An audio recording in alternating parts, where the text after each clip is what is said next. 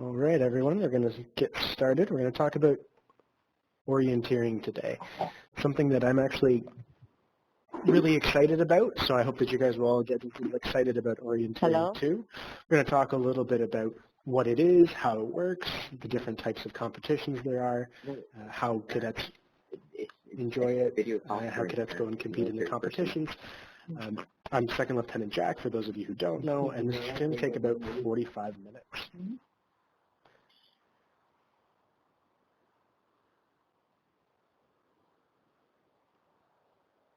All right, so the first question you might be asking is, what is orienteering? I generally like to sum it up as it's racing in the woods, but that's kind of simplifying it a little bit. So orienteering is actually a sport that is... You can't hear nothing. Sometimes there's a time limit, depends on the type of competition you're taking part in, and you have to navigate from point to point across different and difficult terrain, usually at speed. They're given a specially prepared map. It's not quite the same as the maps that we see, and we'll see that later on in the presentation.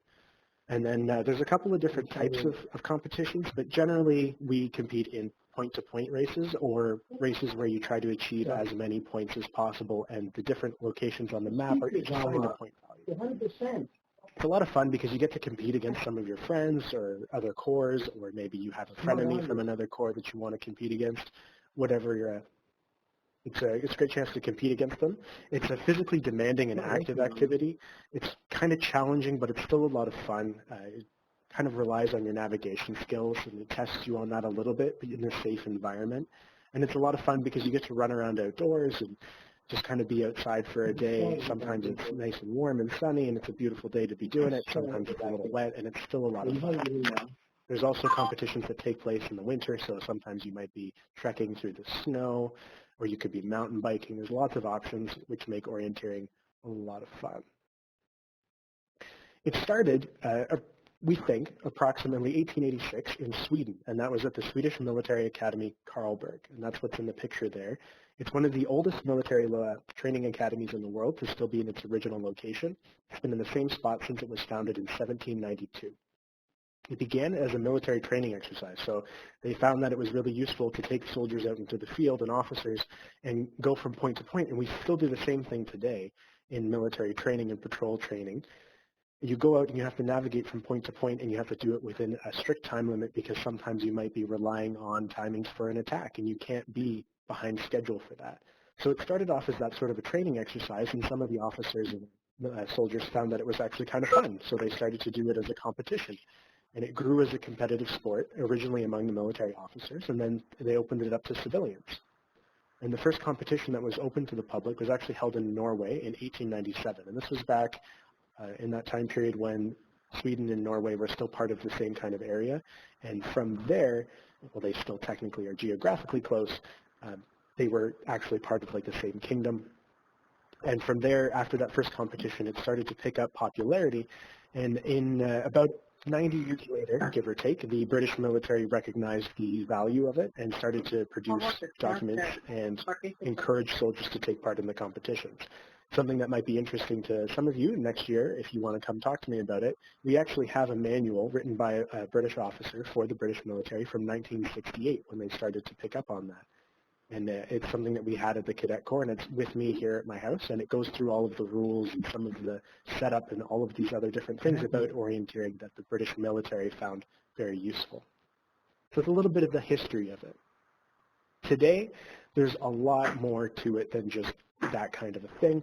There's the International Orienteering Federation, or the IOF, and they sanction 4 different types of orienteering, 4 different disciplines.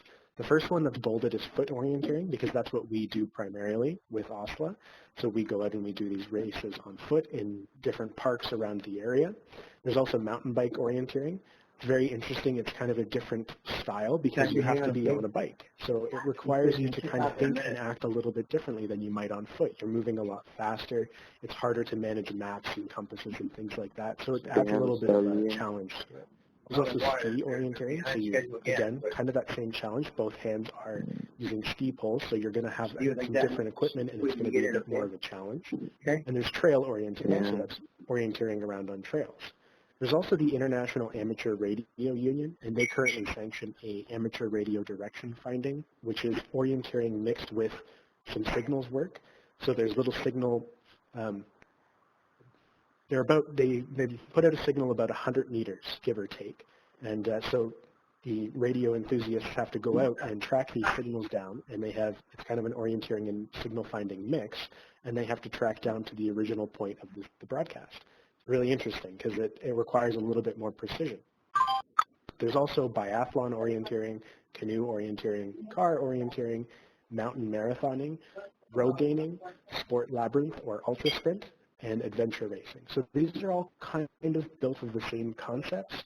It's a lot of finding your way from place to place using navigation, physical fitness, and exploring the world. That's something that appealed to civilians a lot, was that, and even the military to a degree, they were using it as this kind of combat training, but civilians found that it was very interesting to be able to go to a park, and you might go to a point that you hadn't thought of going to before. You might get a new view or see something very interesting, some ruins in some older parks.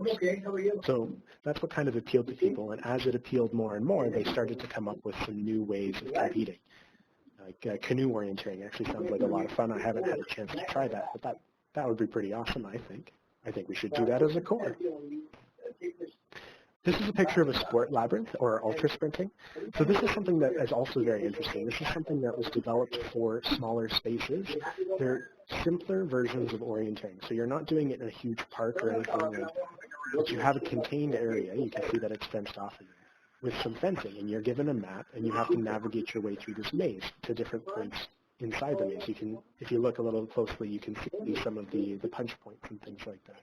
The really unique thing about sport labyrinth and ultra sprints is that because they're always set up the same, you can share out the schematics for this maze, this layout, and you can compete with people all over the world at the same time. So because it's a defined maze, you could be competing with someone in China at the same time as you're running the same race here in Canada or from the US or anywhere. It's really open to allow people from all over the place to come and compete at the same time where they may not have had the chance to before. It's also really interesting and unique because it's in this contained space. So it's something you can do when you don't necessarily have access to parks, or maybe it's in the winter and you don't want to be running out in the snow and the cold, because that's not for everyone. So it's an interesting little thing that I came across here. So there's different types of orienteering competitions. There's long and middle are the same thing at their base. They follow a set path. So you travel from A to B to C to D, or from 1 to 2 to 3 to 4, and then you have to get from all of the points in sequence to the finish line.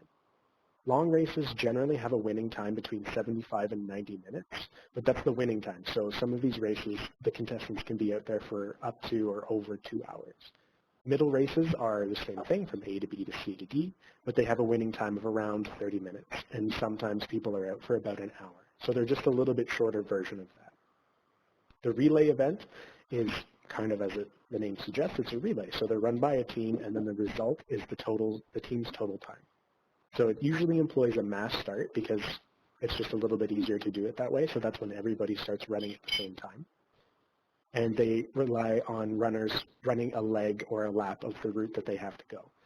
The official term is a lap, but most people call it a leg, so that's kind of like A, B, and C. That would be a leg, and that would be Cadet 1. They might run those 3 points, and then Cadet 2 would run the next 3, and Cadet 3 would run the next 3, and so on and so forth. The score races are the ones that we do with OSLA as well. So we generally do a long or a middle with OSLA, and then we do a score.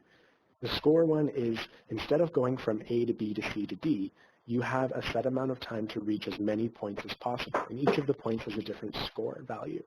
So the further away it is, the higher the score. So you might have a point that's very far away that's worth 50 points. And you'll have one that's very close that's worth 5.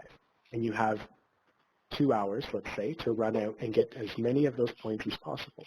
Then you have to make it back before that end time of 2 hours, or you'll start to take a point deduction every period of time that you're delayed past that. It's usually about every minute is going to cost you a certain amount of points.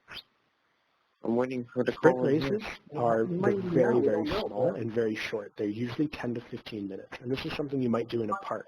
So if you have a park map, you could say that a park bench, a tree, and a baseball field are going to be the points. You have to navigate to those and make it back to the finish line. They're very small. They're meant for people in urban areas that can't necessarily get out to a nice big park to do a big event. The ultra sprint are those labyrinths that we looked at. Excuse me. The night one is, as it sounds, it takes place at night. So the difference between night orienteering and daytime orienteering is it turns it to a more of a search than a precision event. So you have to get to the general area and then begin to search around because you may not be able to see the point, the control point. So you're going to end up looking inside an area rather than going directly for a specific marker. A string course it's an introduction. It's where there's literally a rope or a string tied between all the points so that everybody can follow the string and they can see how orienteering works in concept. And then you get kind of comfortable with it, see how it works, and feel a little bit better about it. And then there's the precision races. Precision races are where you have decoys around the area. So there's usually a control point, and in precision races there might be 3 or 4 other fake control points nearby. And the point is that you have to know exactly where you are before you check in at that control point, because otherwise you might be doing it at a decoy and it won't count. So it's something that it focuses more on the map reading and the navigation than the speed of the contest. As well, there's also something that it's not on this slide, but it is something that I mentioned before, is the row game. Row game, as people often say that it stands for Rugged Outdoor Group Activity Involving Navigation and Endurance, and that's not true. It actually stands for Rod, Gale, and Neil Phillips, and they were the first people to kind of encourage this kind of a race. It takes up to 24 hours in professional competitions. So 24 hours of going from point to point. They were Australians, I believe, so it was something where they were kind of out in the bush and they were doing these point-to-point races for very long periods of time and exploring more of the backcountry. So it's a more unique version of it. We don't do those because that's a long time to be out, but it is another version that exists.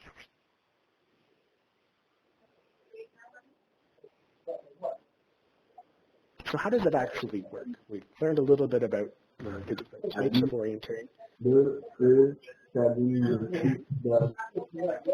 Learn more about different types of orienteering, but now we're going to learn a little bit about how it actually works. So it consists of a start, a series of control points, and a finish. In most races, you have to visit all of the control points in order. So you have 15 control points. You've got to go from 1 to 2 all the way through to 15 and then to the finish. If you miss a control point somewhere along there, you may be disqualified, but you could still finish the race just to kind of be more comfortable with it, and you should finish the race anyway. In the score races, the control points don't have to be visited in any order, but you have to visit as many as possible before the time limit expires. They're marked on the map by a circle, so you can see in that picture there, there's a little purple circle with lines between them. So this is a long or a middle race where there's actually a set path you have to follow. So you can see 11, 12, and 13. So competitors would be running to 11, to 12, to 13, looking at their map and using their compass and things like that. There's also a description sheet that comes with, and this description sheet describes the placement and the codes. So there's you can see here on the right-hand picture, that's what a control point looks like. It's an orange and white flag with a little punch on top of it. So the punch, most competitors in today modern races, they use little electronic doohickeys that go on your finger, and you just place it in there until the thing beeps, and then you know you've checked it. So for those of you that are just on the audio conference, are you also connected to the video? That you'd reached the point. There's, on these control points, there's numbers, and those numbers would be on the sheet. So you can kind of, sorry guys. Okay, because we're trying to determine who's connected where. So you we don't see, when you get to the we point, see a couple people connected to the video conference that have no audio. Around it. If there's So a 3-digit code on it that you can identify, we're trying to figure out why the link isn't working properly for you, but you should be able to connect to the audio directly from the video conference. They can be close together. Looking at that map picture, those are only about 300 meters apart, maybe a little less. So it's pretty easy for you to accidentally get to the next point before you've hit the one before it. There's something to think about. There's three components to orienteering, right? There's navigation, concentration, and physical fitness. So orienteering is very physical. You have to be running for quite a period of time. Some races take place over many kilometers from point to point.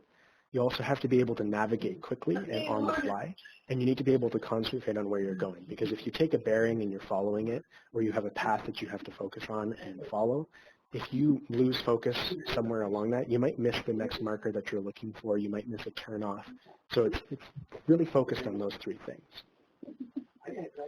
For the equipment for it, competitors all receive that map and their control description sheet. They should also be wearing appropriate clothing, so something that you can run in but will also protect you, because most orienteering takes place in wooded or marshy areas. It's generally where they happen. You're going to have a thumb or a protractor compass. We use thumb compasses, so you can see in that picture there, that's what that competitor is wearing. It straps onto your thumb, and then you can hold it over your map very quickly while you're on the move without having to stop like we do with the compasses we use in some of our navigation training. You'll also be issued a whistle. There's a standard sign for if you're having trouble, if you need to be rescued. And you'll also want a clear map case to protect your map. Sometimes you might want a clear case to also protect your control description sheet. If you happen to fall into some water or something like that, you wouldn't want your map to fall apart. That's going to make it really hard to race. Some competitors also use a map board. That's not in the picture, but map boards are usually reserved for people who are mountain biking or skiing. It's kind of like a music sheet stand where it straps onto your arm and the map goes on there, and that way they can continue to bike or ski without having to stop and look at their map repetitively. So it kind of helps them keep moving. And some races you're allowed to use a GPS logger. You can't use anything that actually gives you a GPS position that would feed back to you, but you can use a GPS logger, so that's something that we'll see a little bit later in some videos. It tracks your position as you're running along so that you can assess how you did, or you can share it with other people like us so we can assess how they did.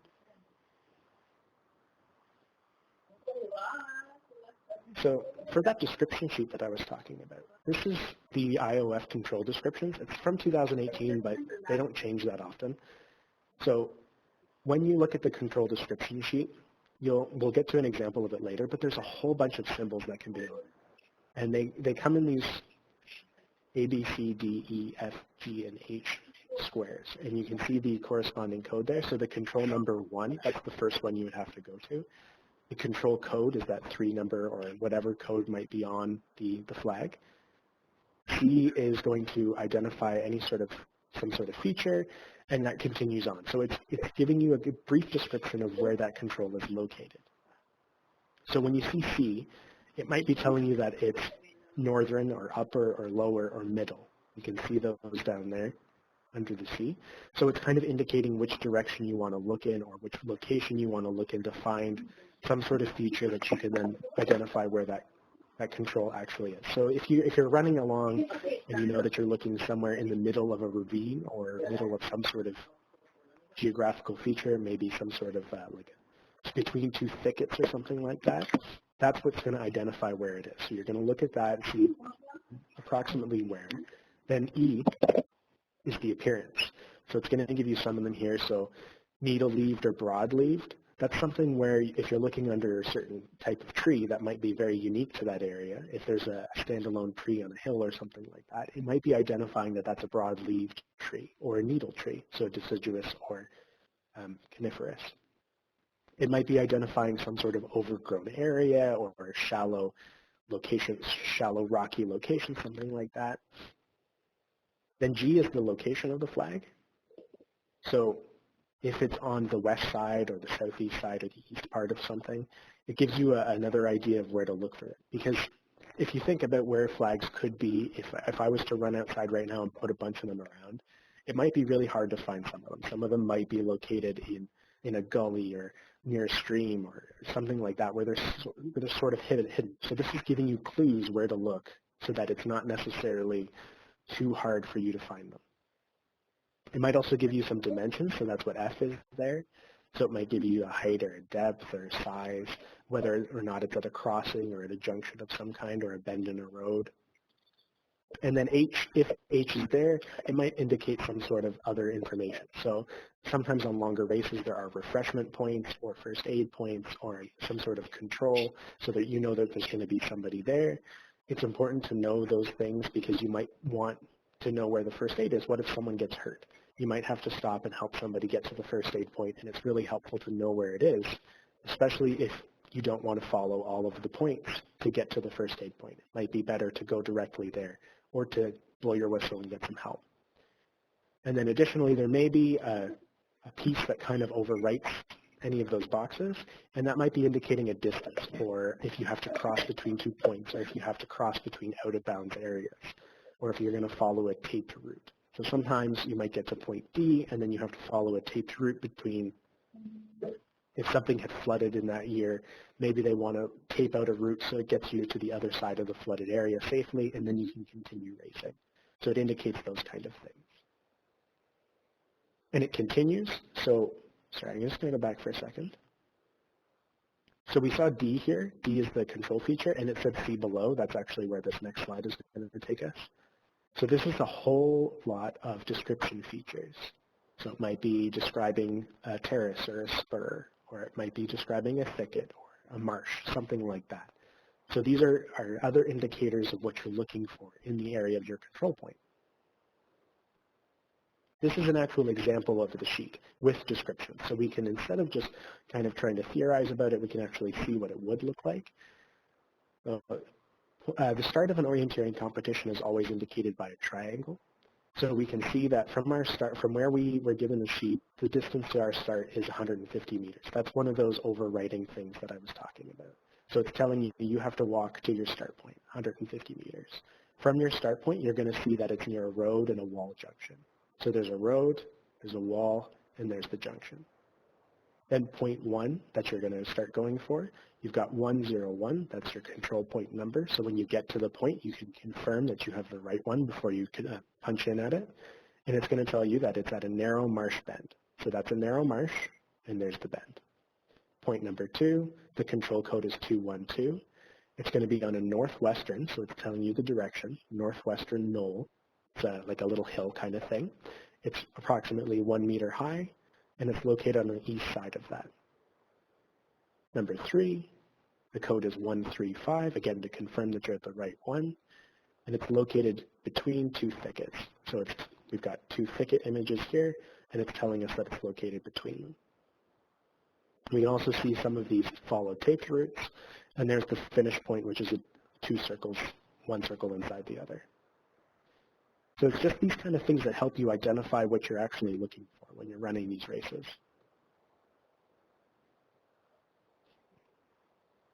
So we're going to actually look at some orienteering maps. They're a little bit different than the maps that we use and that we've gone over in some of our classes, but they might be a little more similar than you'd think.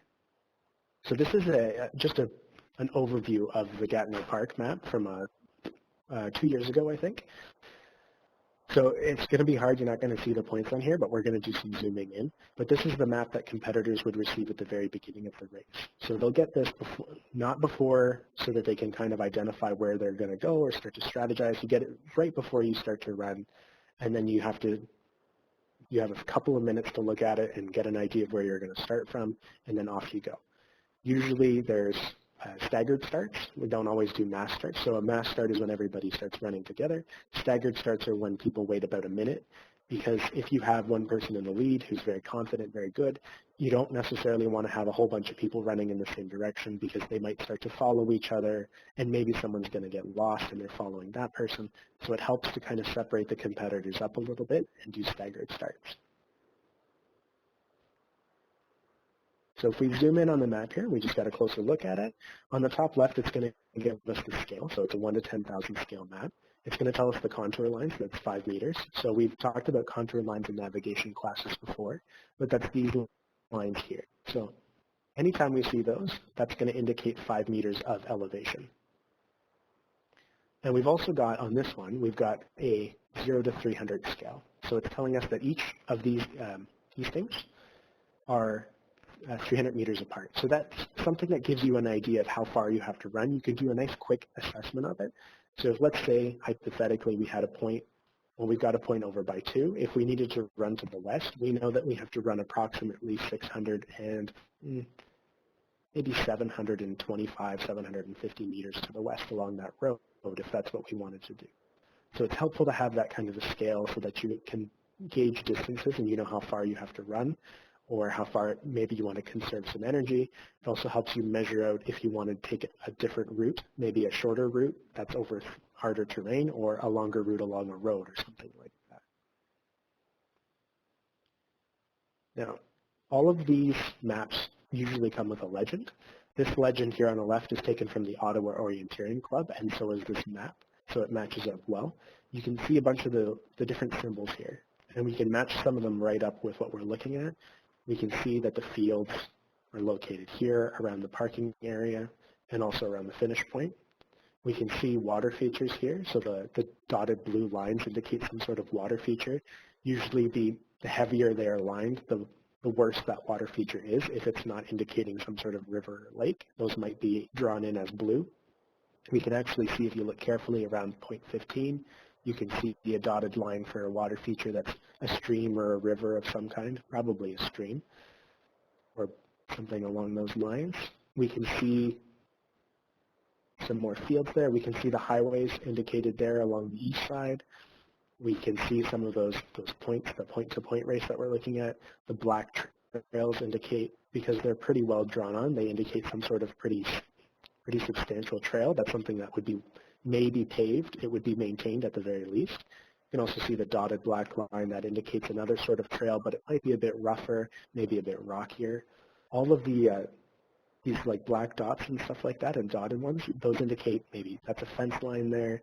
We can see another trail that runs by the fence line. The little dots are rocky outcroppings of some kind. We can also sometimes find buildings on here. So there's a couple of little outhouse or some sort of buildings there, by the parking lot. This is something that's important to know when you look at the map. And in the next slide, I'm going to kind of show you why, because when we look at this orienteering map, it's giving us a lot of features. And it's something that we don't necessarily get when we see the satellite imagery of the same place. So when we look at these two areas, it's very heavily forested. And the map is trying to tell us that.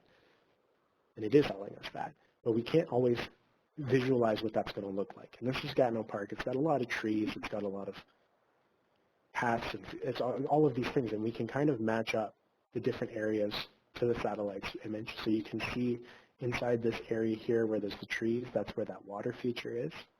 We also know that just by looking at our map and by looking at this, we know that that little jutting piece of forest there, that's where our second to last point, or our last point is before the finish. We also know that we're going to finish at the parking lot.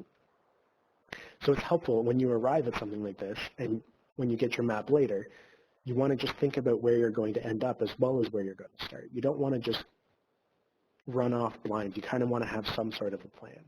And identifying these features really helps, because you know that when you get to that point 14, before point 15 of that spur of the forest there, you know that that's where you're going to want to end up at. So you kind of have, in your mind's eye, you know where you want to go. On the bottom of the maps, there will, or somewhere on the map, there'll also be a safety bearing. Now, safety bearing is something that if you feel like you're lost on the course and you're not sure where to go and you're not quite feeling like it's a whistle moment yet, but you're calling it quits. Safety bearing is the direction of travel that you're going to go in to find some sort of safe zone that will take you back to the end or the start point, depending on the end and the start points are usually pretty close to each other. So in this case, the safety bearing is east, Trail 52. That's one of those major trails, or the highway, depending on where you are. So you might keep going to the highway and then travel north to the parking lot. Or if you're north of Trail 53, which is a pretty substantial trail that runs east-west, you would go south until you hit that, and then you would follow that to the parking lot again. So there's always something like that, so nobody's being thrown out in the woods to get lost. There's always going to be contingency plans.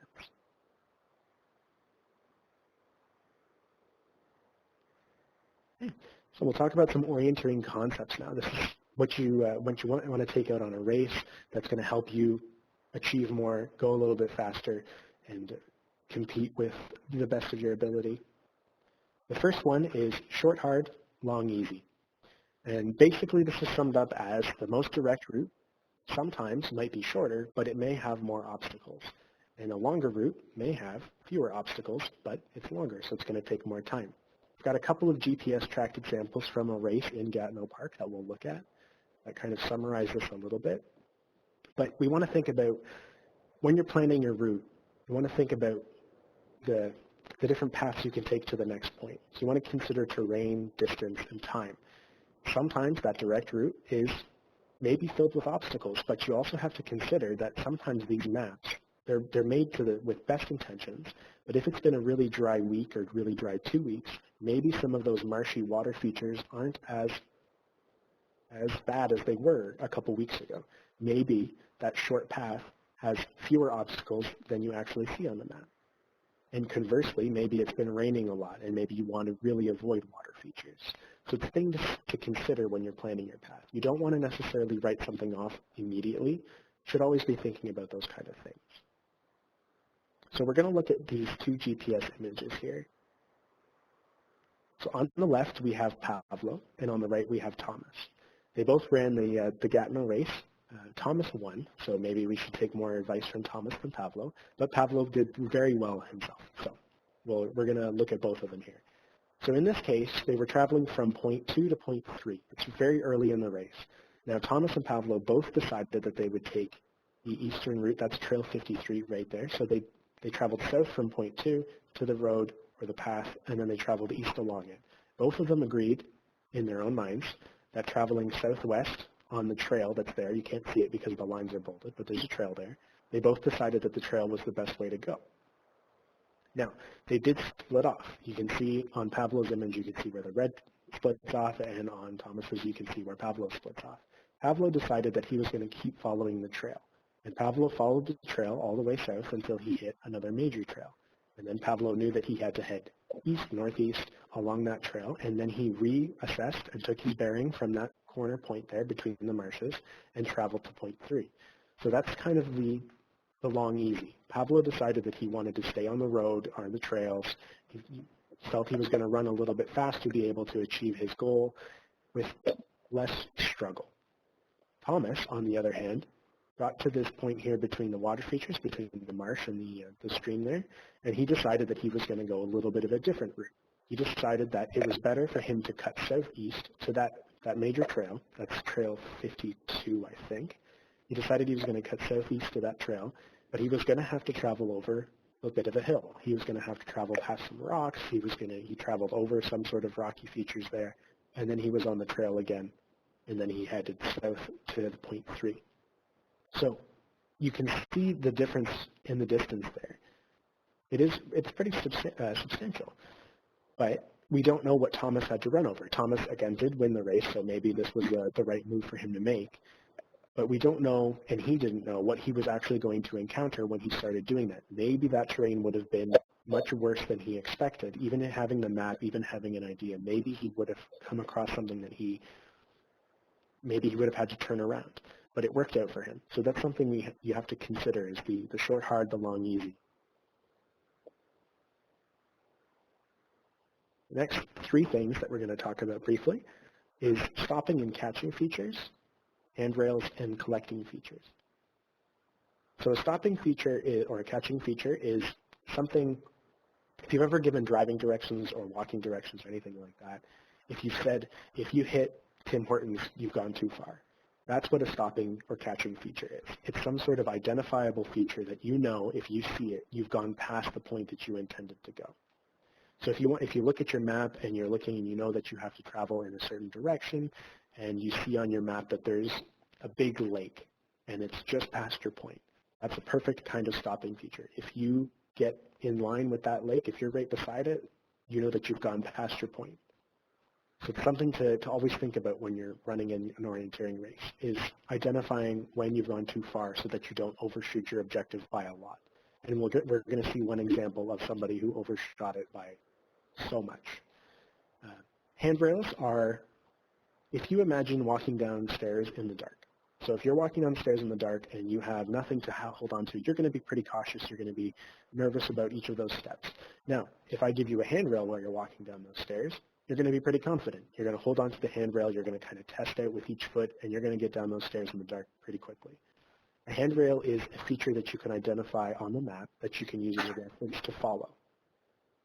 So something like a trail or a path, those are really obvious ones, but you could follow a ridge line or a river, a stream, a fence line, the edge of a field. There's a lot of options for handrails. They're excellent tools for navigation. And collecting features are a little bit different than stopping and catching features, but they sound kind of similar. Collecting features are something that you identify and you collect. as you pass by them. So think about if you are saying to yourself, I have to run east on this road until I find a trail. That's an acceptable way of looking at things. But what if the trail is overgrown, or it's hard to find, or it's washed out? You've just given yourself one point to look at. But if you say to yourself, I have to run east on this trail, or east on this road, and approximately 250 meters along there, I'm going to see a rock pile. And that rock pile is going to be on my right, and just after that rock pile, I'm going to see a fence. And the trail enters past that fence. Those are collecting features. You're collecting them as you run so that you identify where you need to turn off or where you're looking for your next objective. And that's what makes them different. A stopping or catching feature is something that tells you you've gone too far. Collecting features are something you find along the way to the point. Something else you can use collecting features for is reducing risks. So if you're traveling a very long distance, collecting features are great. You can zigzag your course between collecting features instead of trying to follow a single straight line. So it might be easier to follow a slightly weird course and go from point A to something along the way. Something, if you can see a little building, that's a good collecting point. And if from that building you can see something else, that's a good collecting point. And if you follow all of those, you'll get to your goal. Now, I've got a couple of examples, and they're on video, so hopefully these work. So the first one we're looking at is stopping and catching features. Okay. So we're going to watch a couple of different competitors. We see them traveling west.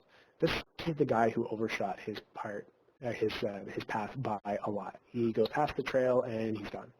And there's a couple other people running along west along that path, and they're following a stopping features thing. They're saying, maybe if I hit that trail up ahead too far, that's where they want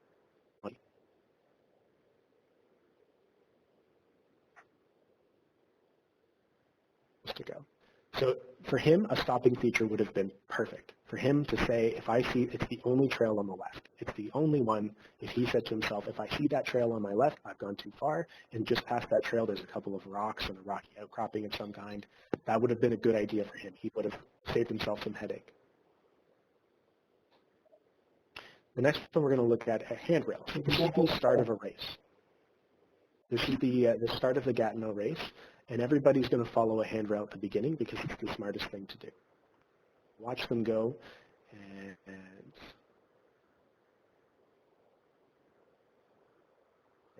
so everybody's starting at the same time. Well, they didn't actually start at the same time, this video, just the GPS tracking does. They're all following the path, and that's their handrail. They know that they have to follow this path until they get past the out of bounds area, which I think is a marsh.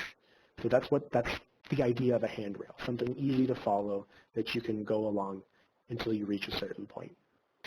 So the next video is going to be about collecting features, and this is something that we're going to just discuss a little bit more because we can't know what these competitors were actually thinking while they ran this.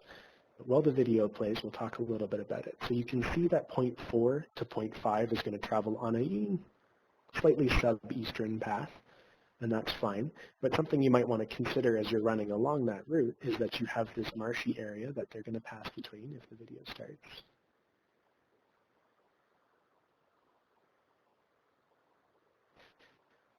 So they're going to pass between this marshy area. That's an excellent collecting feature. They know that there's a little bit of a narrow area where they can cross. Once they've hit that, they know that they're on their way. Then there's a major road right past that to the east. And again, that's another great collecting feature. So they're going to hit that and say, I've hit the road.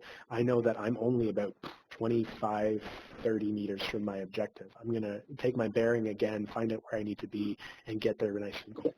So those are something that we think of as collecting features, easily identified things that you can collect on your way to a point. There's also some different tactics that you can use to help keep yourself on track when you're doing orienteering or any navigation. The first one is going to be aiming off.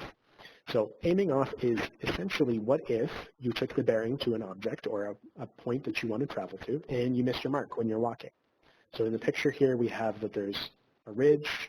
Our intended route is to go straight east, and maybe we go really badly. We go north and east a little bit. Way off, we miss our point. That's not good, right? So aiming off is instead of aiming directly at the point, you aim down or up or downstream, upstream, something like that to something that you can identify. So in this case, we know that we're trying to go to the trailhead and there's a road. If we shift our bearing more south, we're probably going to hit that road. And if we hit that road, we know that we just have to go north up the road to get to our point. If we were to aim to the east and we end up going north and east of that, like this actual route is showing, we've missed our point entirely and we don't know where we need to go now. We don't know if we're too far east or if we're too far north. We don't quite have an answer for that, right? So it's something to think about. Aiming off is an excellent tactic. Point yourself down or upstream to something that you can get to and identify, and then travel from that to your goal. The next one is an attack point. Attack points are a very distinct point that you can take a bearing to your control point from or your objective, whatever the case is. So it's usually used in more advanced navigation where the control or the point is located in some sort of bland or featureless area. This picture is not a great example, but it's a great example for the concept of it, because in this case, it's a house in an area. We know that we're trying to get to a house. We know that it's at that southeast corner of the wooded area there, but it's conceptually that's correct. You want to travel to something that you can find easily. So in this case, we traveled northwest to the fence line, which is aiming off again, instead of what happened originally where we wanted to go mostly north and we did a little bit more east. We missed our point entirely. We traveled past it. So we traveled to the southwest. We hit that fence line or that road. We traveled to the southeast corner of it. And from there, we know exactly where we are on our map. So we take our bearing again, and we measure at our distance, and there we are at our point, our objective. So that's an attack point. Again, it's used in the advanced version of navigation most of the time because usually you can get to where you're going to go, but still something valuable. And the last one that we'll talk about is accuracy. So accuracy really matters in distance. That's why we tend to recommend that if you're going to be traveling a long distance, you probably don't want to take one bearing and try to keep on that bearing because you're not going to be able to. Almost nobody ever does. It's easy to get off of it. So that's why we usually tell you to break it up into small pieces, take a bearing to an identifiable point, then take another bearing, travel maybe 250, 300 meters to that point, so on and so forth. So in this image here, this is from Gatineau Park. This is from point 2 to 3 in a different race, and it's about 800 meters of distance, about. The correct bearing for that is 350 degrees. But if I make a 3-degree error when I'm doing that, I will be 40 meters off course by the time I get to the end point of that. And that's a pretty substantial distance, especially if that's just 3 degrees. And 3 degrees is not very much. Pretty easy to make that kind of a mistake. So we want to always try to be as accurate as possible or break up our trip into smaller legs.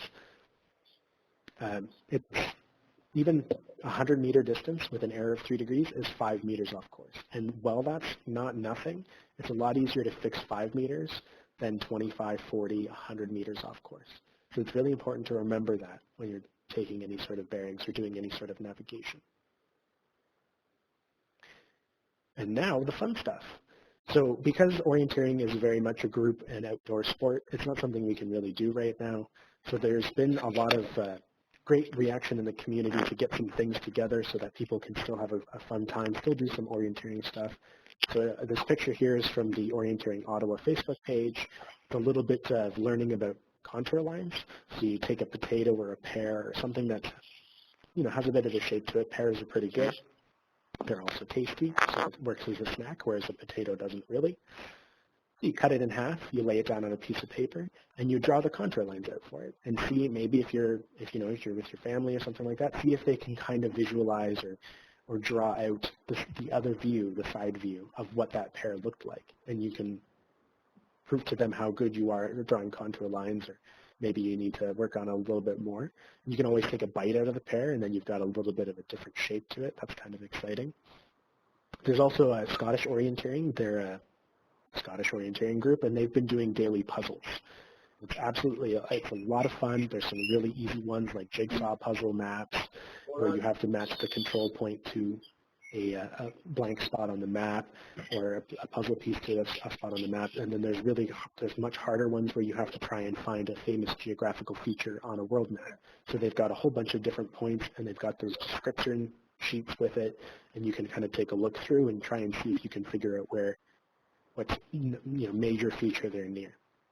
And you can also check out the Ottawa Orienteering Facebook page.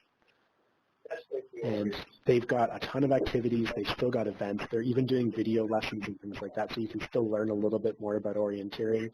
They've got a great website. They're an excellent club, and I recommend that everybody check them out. It's something, and we're all kind of bored right now, and this is something that's actually a lot of fun, and if I can pass off just a little bit of my navigation passion to you guys, that would be awesome.